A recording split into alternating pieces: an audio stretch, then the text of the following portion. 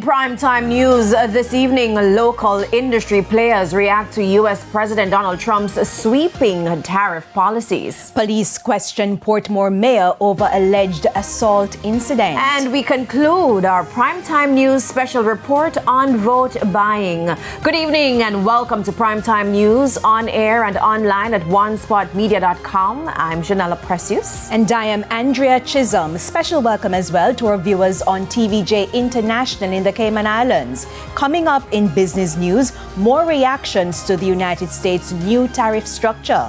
And Jermaine Brown is here with a preview of The Big Show. Thanks, Janella. 3 words, Grand Slam track. Well, that new league begins, tomorrow right here in Kingston. We'll tell you more a bit later on.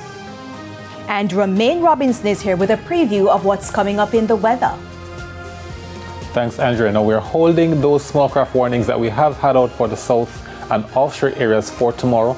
It's likely that it's not until about Sunday that we could be seeing more moderate winds across the area. There's also sports commentary, E-Prime, and the weather in detail later in this newscast. But before the break, the feedback question. This evening, we're asking what measures could be implemented to cushion the impact of the 10% U.S. tariff on Jamaican exports. You can share comments online, facebook.com/televisionjamaica and on X at TVJ News Center. Stay with us. Primetime News continues right after this break.